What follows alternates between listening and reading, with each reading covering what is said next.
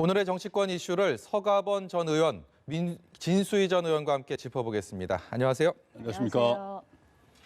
네, 본격적인 대담에 앞서서 조영빈 앵커가 준비한 숫자로 읽는 1번지를 통해서 오늘의 주제 숫자부터 만나보시죠. 네, 숫자로 읽는 1번지입니다. 오늘의 숫자는 2입니다. 예산안 통과 여파와 더불어 패스트트랙 법안 상정을 앞두고 국회에 전운이 고조되고 있죠. 오늘로 임시국회 이틀째 접어들었습니다.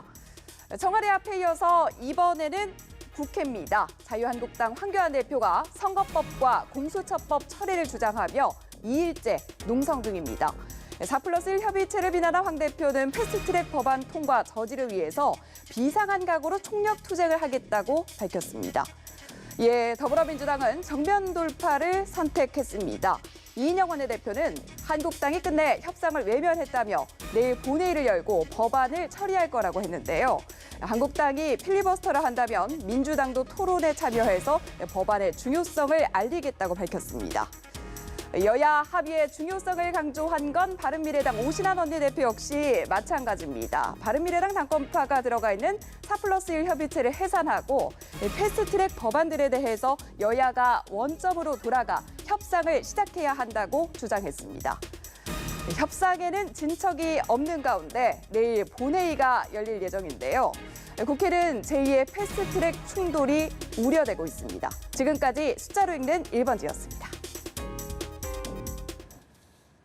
네, 숫자로 읽는 1번지 마지막에 조영빈 앵커가 얘기한 내일 국회는 패스트트랙 충돌이 우려되고 있다라고 얘기를 했습니다. 그야말로 폭풍 전야인 국회 상태. 글쎄요, 오늘 두 분 모셨는데 서가번 전 의원 오랜만에 스튜디오 오셔갖고 최근에 근황이 어떠신지 짤막하게 여쭤보고 좀 심각한 얘기를 해야 되니까 저는 근황부터 여쭤볼게요. 세상에서 제일 느린 KTX 타고 순천에서 지금 올라왔습니다. 네. 우리 순천 시민들 일일이 찾아뵙고 의논하고 말씀들 듣고 열심히 발로 뛰어다니고 있는 중입니다. 네, 알겠습니다. 내일 패스트트랙 법안 상정 앞두고 여야의 충돌이 그야말로 초일기에 들어갔는데요. 오늘 여야 원내대표의 아침 발언들도 그야말로 전의가 불타오르는 그런 모습이었습니다. 먼저 더불어민주당 이인영 원내대표의 발언 얘기 듣고 오겠습니다. 이제 민주당도 우리의 길도 가겠습니다. 국회의장께 내일 본회의를 열어서 개혁 법안과 민생 법안을 상정해 주실 것을 요청드립니다. 제1야당 대표가 지금 있을 곳은 콘크리트 바닥이 아니라 협상장입니다. 이제 아스팔트를 버리고 협상장으로 돌아오시기 바랍니다. 농성을 거두시고 협상을 진두지휘하시기 바랍니다. 주말 장애 집회도 제발 그만 멈추시기 바랍니다. 네, 민주당의 요구는 초지일관 똑같습니다. 한국당도 협상장, 대화 테이블에 나와서 얘기를 하자, 대화를 하자, 이 얘기인데 결국 본회의 전에 한국당과 협상을 할 수 있는 그런 자리가 마련될지 그게 관심사입니다. 최대 관심사인데 어떻게 전망하십니까? 예, 그렇죠. 지금 이인영 원내대표 참 힘들게 또 힘주어서 이렇게 얘기하고 있는 걸 우리가 봤습니다만은 자유한국당의 새 원내대표 심재철 원내대표죠. 모든 국민들의 바람이 아니겠습니까? 지금 예산안은 통과됐지만은 그건 살림살이니까 그럴 수 있다고 생각하지만은 대부분의 국민들이 이 검찰 개혁과 관련된 공수처법 또 선거 선거 룰을 정하는 건데 정말 제1야당 자유한국당이 국민을 위해서 또 국민들의 그 개혁의 열망을 받아서라도 협상장에 들어와서 허심탄회하게 주장할 건 주장하고 요구할 건 요구하고 그러면서 진행을 해가야지 정말 생떼 쓰듯이 처음부터 끝까지 초지일관 정말 이 싸움판으로만 몰고 가는 것은 그 어떤 국민들도 원하지 않고 또 바라지도 않을 것입니다. 자유한국당 입장에서는 꺼내들 수 있는 카드가 그렇게 많지 않은 것 같습니다. 일단은 국회 선진화법으로 인해서 저희가 이전에 많이 익숙하게 봐왔던 눈살을 찌푸려왔던 동물국회 물리적인 저지를 하기는 쉽지 않은 상황이고 그래서 얘기 나오는 게 필리버스터 아닙니까? 합법적인 의사진행을 방해하는 발언을 하겠다는 그런 카드를 쓸 가능성이 높은데 지금 상황 어떻게 풀어가야 할까요? 근데 지금 죄송합니다. 그 한국당이 로텐더홀에서 농성은 하고 있지만 네. 그 이인영 원내대표의 카운터 그 파트너인 그 심재철 원내대표도 뭐라 그랬냐면 마지막까지 대화의 끈은 놓지 않겠다라고 이야기를 하고 있기 때문에 저는 민주당에서 집권 여당이잖아요. 국정 운영에 책임을 지고 있는 그 민주당에서 더 지금보다 적극적으로 저는 대화로 끌어내야 된다고 생각을 하고요. 그게 저는 집권 여당의 책무이자 도리라고 생각을 하고요. 지는 듯 양보하면서도 어떻게든 야당들을 모든 당들을 끌고 목적지까지 가는 게 그게 집권당의 저는 책무라고 생각을 하거든요. 그런 점에서 지금보다 조금 더 포용과 인내심을 좀 발휘해 줬으면 좋겠다. 네. 아니 우리가 지금 북한에 대해서 한없는 무한한 인내심과 포용의 태도를 견지하면서 왜 그렇게 국내에 있는 야당에게는 너무 인색한 것 같아요.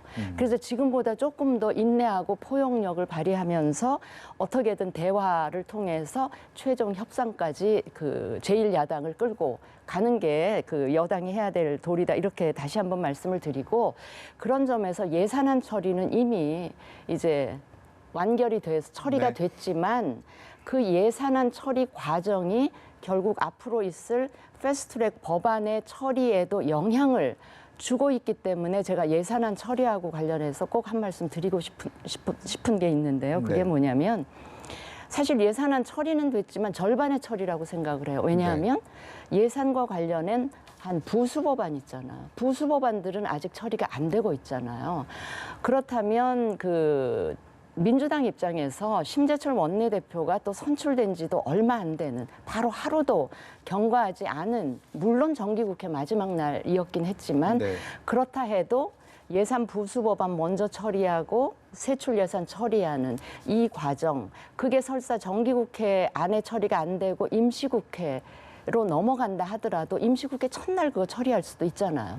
그런 정도의 유연함을 발휘했더라면 그랬더라면 저는 이 패스트트랙 법안 처리를 위한 협상의 분위기도 그때부터 형성돼서 조금은 그래도 유연하게 갈 수 있지 않았을까 하는 생각에 민주당이 저런 식으로 예산안 처리를 한 거에 대해서 굉장한 유감과 아쉽다는 말씀을 드리지 않을 수가 없습니다. 그렇게 말씀할 수 있겠습니다만은 생각해 보십시오. 지금 그 전까지는 뭐 차치하고라도 올 한 해만 생각해 봐도 얼마만큼 정말 이 간절히 간청을 하다시피 또 참을 만큼 정말 참고 또 참고 또 참고 또 참고 여기까지 왔는데 결국은 4+1이라고 지금 그렇게 합니다마는 자유한국당을 제외한 모든 당들이 다 협의체에 들어와서 다 합의했습니다. 이런 경우가 저도 국회 생활을 작지 않게 했고 오랫동안 본 사람입니다마는 집권 여당에서 야당과 이 정도까지 인내심을 가지고 대화하고 또 다른 야당들이 군소정당이긴 합니다마는 이렇게 집권당하고 함께 이렇게 함께 이 합의를 이뤄낸 경우가 그렇게 많지 거의 없었거든요. 그것만 봐도 저는 충분히 집권당으로서의 인내해서 정말 이 국민들 분열시키지 않고 화합하면서 국민들 안심시키면서 일을 해 나가겠다는 그 강력한 의지로 여기까지 왔다. 더 이상 끌래야 끌 수도 없는 상황 아니겠습니까?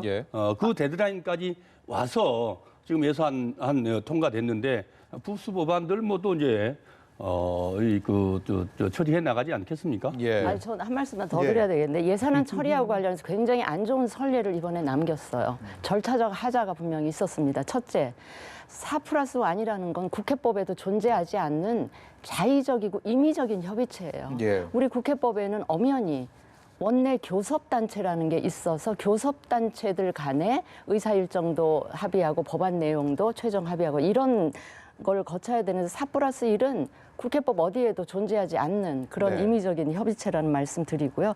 그다음에 예산안이 여야 간의 협상이 안 되면 어떻게 해야 되냐면 정부에서 온 원안을 그냥 의장께서 직권상정해서 처리하는 그걸로 가는 게 그나마 법적 근거가 있는 처리 방식이었다고 생각을 해요. 그렇게 되면 뭘 막을 수 있느냐면 4+1 협의체에서 정말 어떤 예산이 들어가고 어떤 예산이 빠졌는지 속기록도 없고 아무 기록도 없어요. 네. 이런 식으로 밀실에서 깜깜이 예산을 심의하는 거는 정부 원안을 처리하는 것보다 더 나쁜 결과물을 만들어낼 수도 있었기 때문에 저는 그 부분 절차적 하자가 분명히 있었고 굉장히 안 좋은 사례를 남겼다고 생각을 하고요. 두 번째는 잘 아시잖아요.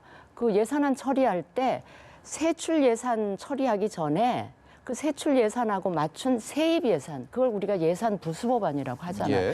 그 법안부터 먼저 처리하고 세출안 처리를 해야 되는데 의장께서 여야 간에 다 합의가 되는 의사일정 다 바꿔가지고 세출안 처리부터 먼저 하신 이것도 굉장히 안 좋은 선례를 남겼다. 그래서 예산 부수법안은 아직도 처리가 안 되고 있는 거 아닙니까? 네. 이렇게 반쪽짜리 예산안 처리를 할 거였으면 저는 어제부터 시작한 임시국회 첫날에 이 예산안 부수법안과 세출안 처리를 하는 게 맞았다. 그리고 나서 패스트트랙 법안으로 넘어갔으면 저렇게 로텐더홀에서 농성하고 민주당이 막 윽박지르고 하는 이 상황은 오지 않았을 수도 있지 않겠나 싶은 생각에 저는 매우 유감스럽다는 말씀을 다시 한번 드리지 않을 수가 없습니다. 심재철 의원이 합의해 놓은 것을 뒤집어 엎은 자유한국당입니다. 그래서 민주당으로서도 또 다른 야당들로서도 그 바른미래당도 거기 들어 있습니다. 그러니까 뭐 모두가 다 원내교섭단체가 아닌 게 네. 아니고 네. 바른미래당은 원내교섭단체 아니겠습니까? 예. 그러니까 그 부분들은 그렇게 절차적으로 그렇게 뭐 잘 합의를 해서 원만하게 여야가 합의했으면 가장 바람직했겠지만 예. 어쩔 수 없는 그런 이 선택이었고 그것들을 국민들도 또 정부도 국민들도 언론도 그걸 뭐 그렇게 이해하고 가는 거 아니겠습니까? 저희가 이틀이 지났습니다. 예산안이 처리가 된 지. 근데 이제 그 예산안을 놓고서도 두 분의 입장이 이렇게 처음부터 첨예하게 엇갈리고 있는데 그 중심에는 제 말씀을 들어보면 4+1이라는 협의체의 이 구성 자체가 거기서 그걸 바라보는 시각부터가 조금 다른 것 같아요. 그러니까 이른바 수혜 전쟁에 있어서 기존의 집권 여당에서 뭔가 중요한 법안들을 통과하기 위해서는 수적인 과반 이상의 이게 확보하는 게 굉장히 중요했는데 중요하죠. 지금 이제 수혜 전쟁에 있어서 이미 예산 처리하는 과정에서 민주당 입장에서는 이른바 믿는 구석이라는 게 좀 생긴 게 아닌가 싶습니다. 이 패스트트랙 법안을 처리하는 데 있어서도 한국당이 대화에 참여해서 같이 합의를 하면 그야말로 좋겠지만 그렇습니다. 그게 안 된다면 예산안 처리에 어떤 경험을 가지고 또 밀어붙이겠다라는 마음도 좀 강하지 않을까. 밀어붙인다는 것보다도요. 네. 지금 민주당이 한계가 있는 게 집권당이긴 합니다만은 원내 의석을 과반을 확보하지 못했습니다. 네. 그래서 4+가 필요한 게 아니겠습니까? 결국은 자유한국당이 지금 어떤 경우에도 협상을 하지 않고 협상 테이블에 나오지 않기 때문에 나머지 그야말로 소수 정당들과 함께 지금 그 여야가 합의를 해가는 과정이거든요. 네. 사실 국회에서 이 협상 과정이라는 게 얼마만큼 지난하고 어렵냐면은 숫자에 상관없이 지금 같은 민주당 입장에서는 이 과반을 넘겨야 되기 때문에 네. 그야말로 몇 석 안 되는 정당도 제1야당과 똑같은 거의 같은 비중의 협상을 할 수밖에 없습니다. 그러면 각 당마다 바른미래당은 바른미래당대로 또 정의당은 정의당대로 또 뭐 이 국민의당은 국민의당대로 다 이렇게 1대1로 협상을 해서 합의를 해서 전체 이 틀을 끌고 나가는 것인데 이 테이블 속에 지금 자유한국당만 안 들어오고 있는 거거든요. 네, 네. 이 과정들이 네. 결국 수로 밀어붙이겠다는 것만이 아니고 시당초 수로 밀어붙이겠다는 것은 가능하지 않기 때문에 결국 합의로 가겠다는 게 기본 원칙이고 또 그 과정들을 지금 계속해서 실천하고 있는 겁니다. 네. 예. 근데 저런 식으로 되면 원내 교섭단체라는 게 완전히 무력화시켜버리는 거예요. 지금 예. 원내 교섭단체가 3개가 있습니다. 그런데 4+1에 들어있는 원내 교섭단체는 민주당 하나예요. 네. 거기 바른미래당에서 참여하고 있다고 하지만 바른미래당의 정체성은 원내대표인 오신환 대표가 갖고 있는데 오신환 대표는 저게 참여하지 않고 있습니다. 예. 그러니까 4+1이지만 원내 제대로 된 교섭단체는 민주당 하나밖에 없어요. 네, 지금 이런 상황에서 이루어진 결론은 네. 정통성을 부여하기가 어렵다. 바른미래당이 이제 이 아이덴티티 문제로 갈라져서 그렇지. 예. 어쨌든 바른미래당이 원내 교섭단체가 아니다. 이렇게 얘기하는 것은 그러면 제가 이렇게 여쭤보겠습니다. 네. 지금 국회에서 그야말로 4+1 회동이 조금 전에 시작을 해서요. 지금 이른바 패스트트랙 관련 법안, 주로 선거법 개정안에 대한 논의를 하지 않을까 싶은데 지금 일단 진행이 되고 있습니다. 그리고 좀 잠시 뒤인 5시 반에는 문희상 국회의장이 말씀하신 여야 3당 원내대표와 회동을 하기로 했습니다. 이게 원내수석 부대표까지. 두 가지의 협의체가 지금 돌아가고 있는데 그야말로 어디서 옥동자를 생산할 것인가, 내일 본회의에 이 관련 법안을 상정한다는 고 가정을 한다면 어디선가는 결과가 나와야 되지 않을까 싶은데 여기에 대해서는 어떤 예상하십니까? 저는 이제 기왕에 4+1이라는 게 뭐 국회 내에 어떤 대표성을 가진 협의체는 아니에요. 법적 근거도 없고. 그러나 모임이 만들어져서 논의를 계속 해오고 있었기 때문에 거기서 논의되는 안하고 제대로 된 의장이 주재하시는 그 3개 교섭단체, 3당 원내대표들 회의체가 이제 같이 연계될 필요가 있다고 생각을 하는데 그 4+1 그 회의체에서 만들어지는 안이 조금 더 유연하게 되어서 이쪽 제대로 된 원내 교섭단체들 회의에 올라오기를 저는 기대하고요. 가장 저는 합리적이라고 보여지는 안이 오신환 원내대표가 중재안을 냈어요. 뭐냐면 지금 연동형 비례대표 제도는 한국당 쪽에서 좀 받아주고 그다음에 내용, 연동률을 얼마로 할 것인지 적용하는 방식에 대해서는 좀 같이 협상을 하자. 그리고 공수처하고 관련된 것도 지금 기소권이나 그 수사권을 동시에 거기다 주는 건 문제가 있다. 검경 수사권 조정이라는 것도 검찰이 2개 권한을 같이 갖고 있기 때문에 이걸 분리하자는 차원에서 나온 건데 갑자기 공수처는 이 2개 권한을 같이 부여한다는 것도 앞뒤가 안 맞는 얘기거든요. 그래서 공수처는 그 기소를 별도의 기구에서 심사하는 걸로 주자.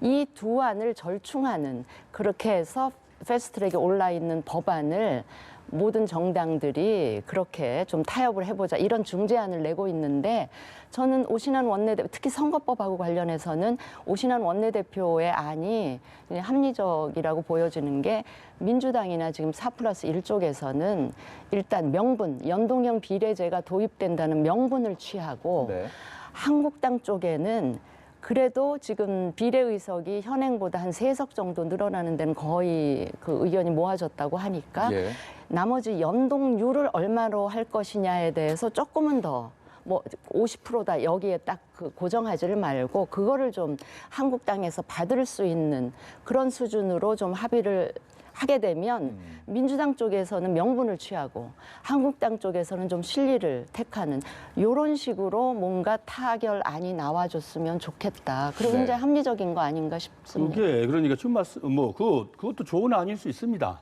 그러니까 그거는 또 오신환 의원이 제기한 안들이고 또 자유한국당은 자유한국당대로 안이 있지 않겠습니까? 지금 협상을 하자는 것은 이 4+1의 안이 이게 정답이다. 이렇게 해서 협상을 하자는 건 아니겠죠. 그러니까 지금 이 4+1에서는 이 안이 가장 합리적이고 현재 상태에서 가장 좋은 안이다라고 내놨지만은 이보다 더 나은 안을 자유한국당에서 가져와서 그 협상에서 나머지 그 4+1 그 원내대표들을 다 설득을 하고 합의를 해내면 그 안으로 갈 수 있지 않겠. 오신환 의원뿐만 아니라 자유한국당 안도 어떤 안인지 모르겠으나 할 수 있다고 봅니다. 그러니까 어찌 됐든 간에 지금 이 상태에서 저 농성을 하고 끝까지 뭐 처음부터 천막을 치고 처음부터 끝까지 이 싸우는 정말 이 싸움판으로 이 국회를 몰고 가겠다는 그러지 말고 그야말로 협상을 하자. 이게 지금 민주당의 요구고 거기에 한 가지 더 말씀을 드리면 우리 그 재수 의원이 자꾸 4+3 법적 근거가 없다 그러는데 법적 근거는 그 어디도 없거든요. 원내대표 이게 법적으로 무슨 의석을 배분한다든지 룰을 정한다든지 이럴 때 서로 하는 원내교섭단체들 간에 합의를 하는 것이지 국회에서 협상을 하는데 뭐 원내교섭단체가 아니라고 해서 그 협상 테이블을 넣어서는 안 된다. 이런 법은 국회법은 어디에도 없습니다. 익숙했던 협의체를 편의상 익숙하게 통상 양당 체제로 갔었고 어떨 경우에 제3당 체제가 있었지 지금처럼 다당체가 그렇게 많지는 않았거든요. 그래도 그 전에도 17대 때도 그렇고 18대 때도 19대 때도 그러고 거의 다 큰 틀에서는 협상 당사자들로 같이 해서 해왔습니다. 그러면 이러시면 돼요. 네. 두 단계로 4+1에서도 지금 선거제 최종 합의안이 안 나오고 있다는 거 아니에요? 네. 거기서 뭔가 합의안이 잠정적인 합의안이 만들어지면 민주당이 그걸 대표로 이 3당 원내대표 아니 그냥 거기로 복잡하게 할 게 뭐겠습니까? 같이 와서 테이블에 와서 앉아서 그 민주당이 갖고 온 그 4+1의 합의안을 가지고 그 한국당하고도 조금 이렇게 밀고 당기고 좀 줄 거 주고 받을 거 받고 하는 이 두 단계로 가면 좋지 않겠나 하는 생각을 해봅니다. 네, 방법은 조금 차이가 있지만 제가 가운데 앉아서 두 분의 말씀을 들어보면 현재 국회 상황을 걱정하는 그런 목소리, 그런 마음에서 하신 말씀이라고 이해가 됩니다. 그런데 자유한국당에 대해서 두 분 모두 그런 말씀을 하셨어요. 그러니까 대화를 하겠다라는 의지는 밝히고 있는데 의사 일정조차 협의하지 않는 건 한국당을 무시하는 것이다라고 한국당은 비판을 하고 있습니다. 지금 이제 4시가 지났으니까 예정대로라면 오후 4시에 자유한국당이 의원총회를 시작을 했을 텐데 그 안에서 어떤 얘기들을 할지 과연 대화를 하겠다라는 의지들을 하나의 뜻으로 모아낼지 모르겠습니다. 오늘 최고위원회의가 아침에 있었는데 심재철 원내대표의 말을 듣고 두 분께 질문 다시 드리겠습니다. 그러나 우리는 마지막까지 대화의 끈은 놓지 않겠습니다. 앞으로 또 금요일 임시국회가 예정돼 있다는 얘기를 언론을 통해서 전해 듣고 있습니다. 여당에서 야당과 임시국회에 관한 아무런 기간 일정 협의조차 의사일정 협의조차 하지 않고 있습니다. 야당인 자유한국당을 무시하고 있습니다. 네, 자유한국당 내에서는 뭐 뾰족한 수가 보이지 않으니까 대화도 하자, 뭐 실리도 얻어야 되지 않겠느냐. 특히 선거법 개정안 같은 경우는 그야말로 게임의 룰이기 때문에 이것마저 뒷짐지고 있다가 놓쳐버릴 경우에는 타격이 워낙 크기 때문에 뭐 이런 얘기들도 많이 나오고 있습니다. 물론 황교안 대표는 강력한 투쟁을 예고하고 있었는데 그 이면에 또 이런 투트랙 전략도 목소리가 있습니다. 어떻게 펼쳐 나가야 된다고 보십니까? 그러니까 한국당 입장에서도 뭐 농성은 하고 있지만 더 이상 물리적으로 저지할 길은 없습니다. 네. 그래서 4+1에서 합의한 게 그냥 예산안 처리하는 것처럼 가버리면 저는 한국당이 얻을 게 아무것도 없지 않겠습니까? 네. 그러고 민주당 입장에서도 예산안 처리하듯이 그 선거법 처리하시면 당장은 이긴 것 같아서 기분은 좋으실지 모르겠지만 저는 역풍이 분명히 온다고 생각을 해요. 집권당이 저러시면 안 되거든요. 그래서 지금 어차피 지금 그 한국당이 의총을 하고 있으니 물밑에서라도 뭔가 대화 협상장으로 나올 수 있는 당근을 주셔야 돼요. 자꾸 한국당을 향해서 자극적인 언사로 해서 자꾸 밀어내지 말고요. 그렇게 되면 어떤 그 인상을 주는가 하면 예산안 처리도 4+1 그 숫자로 밀어붙였으니까 선거법도 그렇게 하면 되지.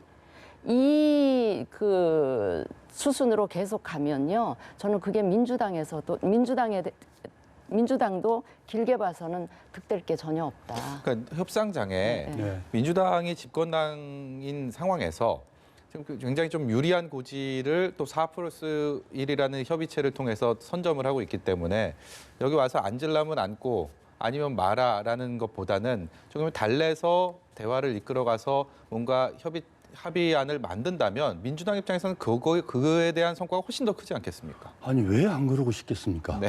예? 사실 민주당 입장에서 보면 4+1보다 원내 제1야당인 자유한국당하고 큰 틀에서 협상하고 나머지 이른바 군소정당들 하고 그들의 의견들을 받아서 네. 제1야당인 자유한국당하고 협상하는 게 가장 쉬운 방식이고 가장 좋은 거 아니겠습니까? 민주당 입장에서 보면은 편한 거 아니겠습니까? 네. 그런데 자유한국당에서 처음부터 끝까지 사사건건이 그것도 말로는 협상의 끈을 놓지 않겠다고 그랬지만 바로 그 전에 네. 국회에서 이 농성 들어갔지 않습니까? 철통 같은 태세로 뭐 강력한 대오로 이 전쟁이라도 불사하겠다 식으로 지금 저러고 있는데 그러면서 말로는 지금까지 계속해서 그래왔거든요. 계속해서 그래와서 그런 건데 지금이라도 당장 진정성을 가지고 대화하겠다. 민주당이야말로 가장 바라는 바지요. 네. 예. 근데 예산안 처리를 저런 식으로 안 했으면 예산안 처리 문제는요, 진수 의원님, 그거는 그러지 마세요. 옛날에 진수 의원님 그 정부 계실 때도 그냥 보따리째 싸들고 가버리고 그랬습니다. 그러니까 지금까지 야당하고 사당하고도 저 정도까지 논의하고 테이블에 앉아서 한 경우도 드뭅니다. 그 와중에도 김재원 지금 넘버2라면서 자유한국당에 그야말로 박근혜의 그 복심이라고 그랬지 않습니까? 챙길 거 다 챙겼지 않습니까? 물 밑에서 챙길 거 다 챙겨놓고 밖에 나와서는 자기당 회의장에서는 뭐 온갖 도둑질한다 뭐 한다 하고 공무원들 협박하고 그러고 있는 게 지금 현재 제1야당 자유한국당의 지도부입니다. 네. 야당은 원래 그래요. 국민들에게 좀 제가 더 민주당을 보면 좀 더 진지해야죠. 민주당을 보면 아직 야당이라고 착각하시는 거 아니에요? 아이, 그러지 마세요. 여당은요, 예. 여당이 되면 한국당이 아무리 미운 짓을 하고 막 속이 부글부글 끓는 그런 지경이라도 우리가 야당만 보고 정치하는 거 아니지 않습니까? 예. 여당 입장, 국민을 보고 정치하면 야당 말도 안 되는 행위를 한다 하더라도 어떻게든지 끌고 목적지까지 데리고 가는 이런 좀 그 아량을 보여줘야 그게 민주당에도 국민의 지지가 더 올 수 있죠. 지금까지 그래 왔습니다. 지금까지 참았는데 하루 이틀 더 지금까지 못지 그래 않습니까? 왔고 이제는 지금까지 하루 그 말씀 중에 이 하루가 지나가 버리면은 이 하루가 지나가 보면 끝입니다. 지금까지도 아량 보여주신 그게 거 별로 이른바 없는 것 자유한국당에서 그렇게 욕하고 비난하는 북한의 이거 벼랑 끝 전술들 아닙니까? 제가 지금 자유한국당에서 쓰고 있는 게 딱 그 벼랑 끝 전술들 하루 하면서 그 벼랑 끝 전술로 지금 일관하고 있는 거 아니겠습니까? 제가 지금 방송하는 것 같지가 않고 국회 상임위원회나 청문회장에서 여야 의원들의 그 익숙한 모습들을 보는 것 같아서 예 그렇습니다. 자연스럽게 말씀 중에 나왔습니다. 예산안 처리 과정에서 각 여야 의원들의 뭐 이런 처리 과정에 대해서는 경도를 하고 굉장히 정말 날선 대치를 이어가고 그리고 처리 과정도 이렇게 결과를 놓고 이렇게 많은 얘기들을 했는데 지역구 예산들은 또 다 이렇게 총선 앞두고 잘 챙기셨습니다. 그리고 특히 대표급 의원들, 각 당의 민주당과 한국당의 대표적인 얼굴이라고 할 수 있는 의원들이 각 지역구의 많은 예산들을 챙겨서 그게 또 좀 곱지 않은 시선을 받고 있습니다. 이게 뭐 관례입니까? 어떻게 봐야 됩니까? 실제로 이제 관례라고 볼 수 있겠죠. 왜냐하면은 이 정부에서도 예산안을 편성해 오면서 총액에서 뭐 관례적으로 국회 몫이 조금 있다고 합니다. 네. 실제로도 좀 그게 존재하고요. 저도 애결이 그 간사도 하고 기수정 소위원회도 하면서 심의를 많이 해봤습니다만은 그래서 쪽지 예산도 저도 뭐 많이 받고 많이 처리도 해봤어요. 그게 국회의원들이 국가적으로 보면 국가의 전체 국가와 국민들의 이익을 위해서 일하는 사람들이지만은 결국 또 지역구에 가면은 또 지역의 대표거든요. 그러면 그런 것들이 정부에서 다 일일이 챙기지 못한 부분들을 국회에서 이제 심의 과정에서 그런 것들이 제기되어서 반영을 시키는 건데 그게 마치 뭐 도둑질 하는 것처럼 몰래 이렇게 그냥 집어 넣어버리는 것은 대단히 지금 문제가 되겠죠. 지금처럼 이렇게 뭐 협상에 응하지도 않으면서 챙길 것은 다 챙기고 이런 것들은 문제겠지만은 공정하게 거기도 다 회의 석상에서 제안하고 또 토론하고 타당하면은 그걸 반영시켜 주는 거거든요. 그 과정들이 이른바 국회 몫인데 정말 쪽지 예산은 좀 곤란하지 않겠습니까? 더군다나 뭐 많은 의원들이 했겠습니다만은 힘 있는 의원들이 자기 지역의 예산을 왕창 가져가는 것은 그것은 좀 바뀌어야 될 이 문화다. 저도 관례라 하더라도 잘못된 관례는 고쳐야 되는 거 아닙니까? 그렇죠. 그런 적폐를 없애야죠. 적폐 청산한다면서 사람 위주로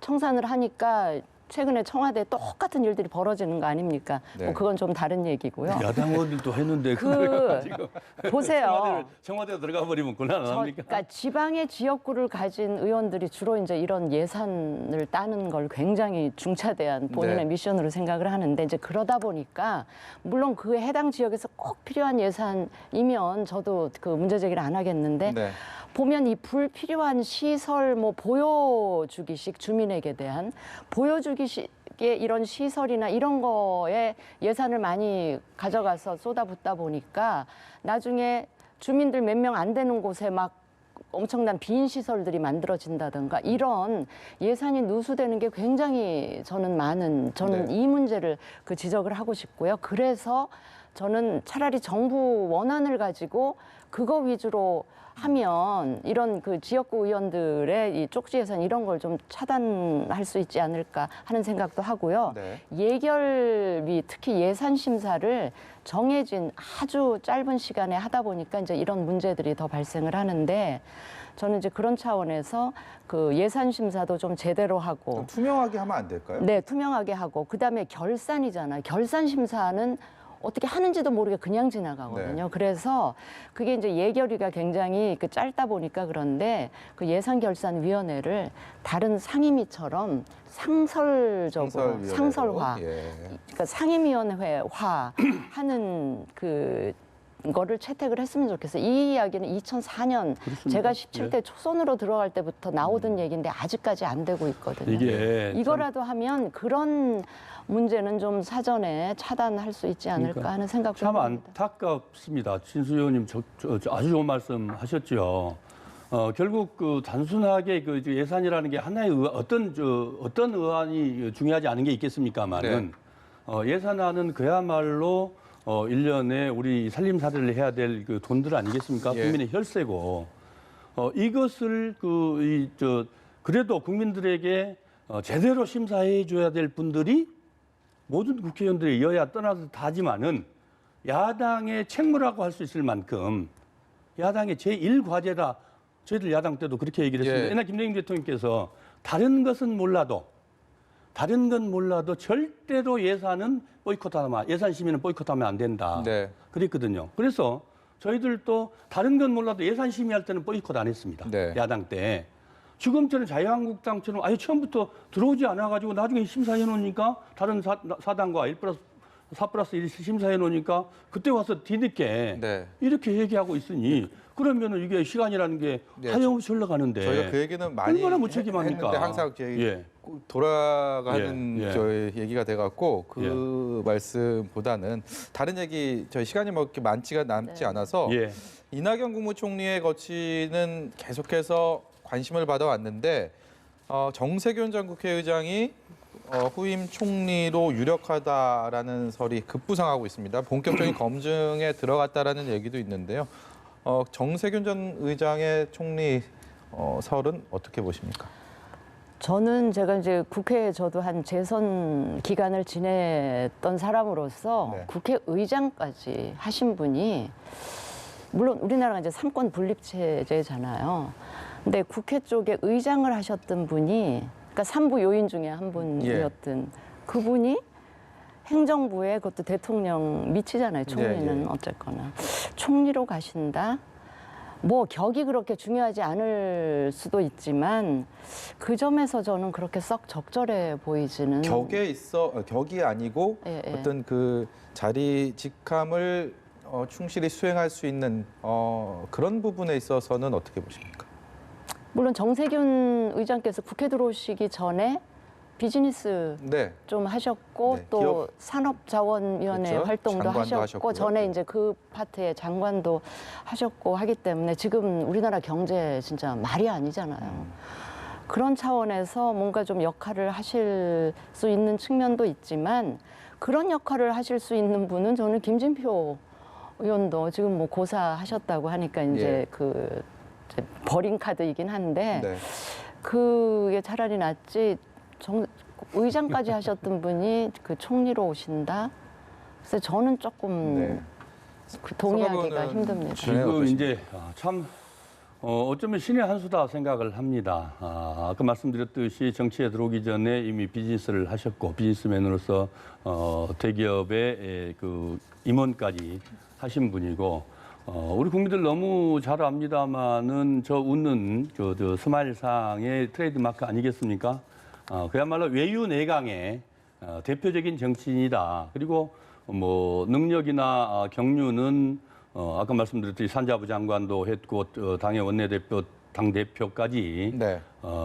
매번 그 역할을 맡을 때마다 넘치도록 실제로 잘해 오셨습니다. 네. 또 지역구도 전라북도에서 했다가 종로에서도 주민들 사랑 받을 만큼 다 받았고 그것은 본인이 그만큼 부지런하게 발로 뛰면서 소통하고 또 이 공감의 정치를 해왔기 때문에 가능한데 네. 뿐만 아니고 여야 간에서도 정세균 대표 있을 때 그렇게 격한 그런 대립들은 있지 않았거든요. 네. 비교적 타협하고 합리적으로 이렇게 어떤 리더십을 발휘하는 분인데 그런 측면에서 보면 지금과 같이 이 극한 상황에 극하게 대치하고 있는 이 여야 관계뿐만 아니고 또 이제 정권이 임기 말로 들어가는데 그런 측면에서 보면 국회의장을 지냈다는 그런 이 고정관념을 탈피해서 네. 그야말로 대통령을 보좌하면서 어쩌면 문재인 대통령께서는 책임 총리를 염두에 두고 하지 않으셨을까 네. 할 정도로 네. 참 저는 좋은 선택이고 네.